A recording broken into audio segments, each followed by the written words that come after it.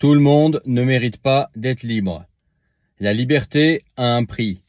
Et la majorité des personnes veulent être libres, mais ne sont pas prêts à payer le prix pour être libres.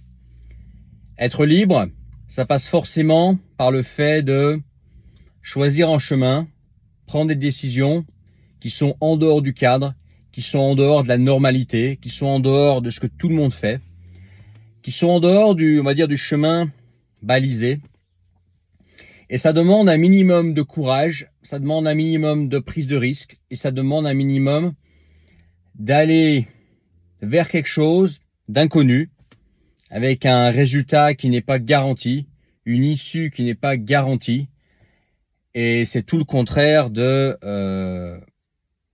chemin que la plupart des gens choisissent. La plupart des gens, ce qu'ils veulent, c'est le confort de ce qui est prédictible. C'est le confort de savoir ce qui se passera dans 1 mois, 3 mois, 6 mois, 1 an et plus. C'est de savoir que dans le futur, au moins proche ou moyen, il va se passer ceci. Ils vont avoir ces revenus, ils vont avoir ces garanties, ils vont avoir, ils savent déjà de quoi sera fait leur futur, tu vois. Alors que quand tu vises la liberté, tu t'engages dans une aventure et en plus du fait que le résultat n'est jamais garanti, peu importe les garanties qu'on te donnera, on va y venir aux garanties. Eh ben, il faut que tu acceptes le fait que tu puisses échouer, que va falloir peut-être retenter, que peut-être dès le premier coup, ça va marcher et peut-être pas, que va falloir faire des choix qui iront à l'encontre de ce que ta famille, ta compagne te conseillerait de faire, qui vont à l'encontre du bon sens, on va dire.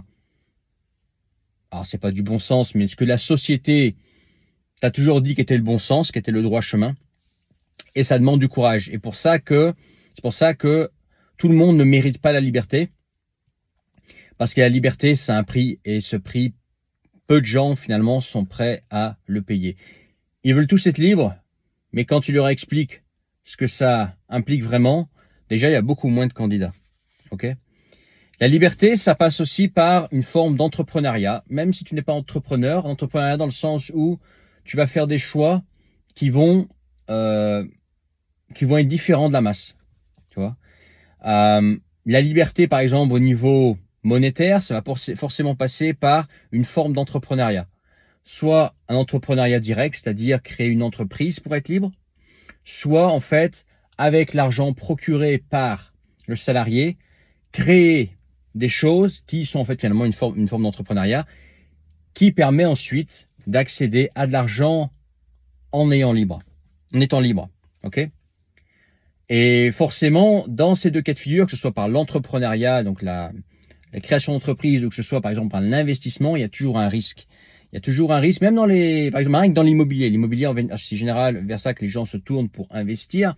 L'immobilier, il y a des frais cachés, il y a des surprises, il y a de l'entretien, il y a des locataires qui peuvent être pénibles, il y a des frais qu'on n'imagine pas, des problèmes éventuellement juridiques, etc. Ce qui fait que quand on se lance dans l'immobilier, il y a toujours quand même une part de imprévisible, une part de surprise, et il faut faire avec, il faut l'accepter. Ça ne veut pas dire qu'il faut pas investir, ça veut pas dire qu'il faut pas créer d'entreprise, mais il y a toujours un risque. Et la personne qui veut être libre, mais qui veut prendre aucun risque, elle ne deviendra pas libre. Parce que forcément, il y a un moment donné où il faudra se jeter un petit peu dans l'inconnu. Il faudra risquer un truc. Alors bien évidemment, le risque, ça se calcule. Tu as une différence entre être un gros neuneu et faire n'importe quoi en mode je sais pas ce que je fais, je me lance comme ça. Effectivement, ça c'est con. Mais tu as aussi, faut pas non plus tomber dans le mec qui veut absolument tout calculer, tout savoir à l'avance et qui veut être sûr de son coup. Tu seras jamais sûr de ton coup, ni dans l'entrepreneuriat, ni dans l'investissement, ni dans rien.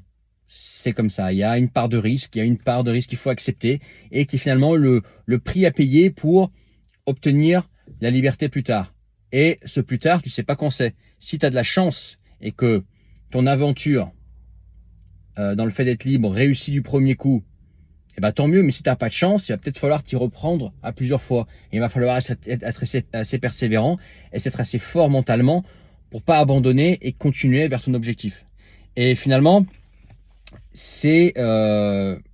ça représentait une charge mentale, ça représentait une charge en termes de stress, tu vois. C'est pas un sentiment agréable, tu vois. Ça veut pas savoir à 100% quelque chose va réussir. C'est pas un sentiment agréable si jamais ça devait échouer et ensuite devoir assumer les gens qui disent ah mais je t'avais dit que fallait pas faire comme ça, n'en fais tous pas comme ça. Pourquoi tu t'es lancé là-dedans?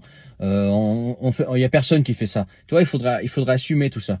Mais les gens qui sont prêts à aller jusqu'au bout, à prendre le risque, à y aller même quand tout n'est pas validé, quand il y a éventuellement un petit risque à prendre ou qu'il y a un petit peu d'incertitude ou que tu vas à l'encontre de ce qui t'est conseillé par des gens finalement qui sont jamais vraiment qualifiés. Après effectivement quand c'est un expert du milieu, écoute-le. Voilà, si tu te lances dans un truc et que tu as affaire à un mec qui a 10-20 ans d'expérience et que lui te conseille, effectivement, il faut savoir l'écouter. Mais quand c'est quelqu'un qui sort de chez vous, que ce soit de ta famille ou ton entourage, qui te conseille sur un truc que lui-même n'a jamais fait, il n'a jamais fait l'idée, ça passe dans une oreille, ça sort dans l'autre, tu vois. Mais il faudra quand même être assez fort pour accepter ce regard des autres, éventuellement cet échec et voilà, être fort face à ça. Et il est là le vrai prix à payer. La persévérance et le fait que tu vas dans l'inconnu, qu'il y a toujours une part d'inconnu et que tu peux échouer et que probablement tu échoueras quelquefois. Mais c'est pas grave. Ce qui compte, c'est pas d'échouer, c'est qu'en moyenne, tu réussisses avec tes échecs. Voilà ce que je voulais dire aujourd'hui concernant le fait d'être libre et notamment entreprendre le fait d'être libre parce que personne finalement n'est libre. Alors bien évidemment, on est tous libres, égaux, blablabla, tu connais la chanson. Mais dans la vraie vie, c'est pas comme dans la vraie vie. La liberté, on se la construit. Soit par l'entrepreneuriat, soit par l'investissement, soit les deux combinés, bien évidemment. Et ça demande un petit peu de courage, ça demande tout ce que je t'ai expliqué dans la vidéo. Si tu trouves ça intéressant, mets ton pouce. Regarde dans la description le premier lien, revenu indépendant géographiquement. Qu'est-ce que je fais moi? Moi, je t'aide à construire un revenu indépendant géographiquement. Tout est dans le nom de domaine, tout est dans le titre. Un revenu qui te permet de gagner ta vie depuis n'importe où, soit depuis la campagne française si tu veux rester en France, soit depuis un pays proche de la France si tu veux juste aller de l'autre côté de la frontière, soit carrément depuis l'Asie du Sud-Est ou l'Amérique du Sud ou l'Eurasie ou là où tu as envie d'aller. Et qui te permet de gagner ta liberté, d'être libre, d'avoir l'argent et la liberté. Voilà. La liberté temporelle, la liberté géographique, la liberté de te lever et te coucher à l'heure que tu veux, la liberté de pas avoir de patron, de prendre ta propre décision. Mais tu sais quoi? Bah, ça va demander du travail. Eh ouais, on n'a rien, c'est rien. Mais au moins, si je t'explique tout, tu sais vers quoi aller. Tu sais vers quelle direction aller. Tu sais aller directement à l'efficacité. Voilà. C'est dans la description, le premier lien, revenuindépendantgéographiquement.com. Partage, abonne-toi si c'est pas encore fait, et puis commente en bas de la vidéo. Et je te retrouve plus tard pour une autre vidéo sur la chaîne principale, donc ma chaîne Kublai. J'ai deux autres chaînes si tu veux savoir. Sortir du béton, pour ceux qui veulent quitter la ville et s'installer à la campagne. Et une autre chaîne qui s'appelle Vie internationale, pour ceux qui veulent parler d'expatriation, du fait de vivre à l'étranger, travailler à l'étranger, etc. Tu pourras aller voir Vie internationale et Sortir du béton. Tu tapes ça dans YouTube, tu les trouveras. À plus tard, ciao.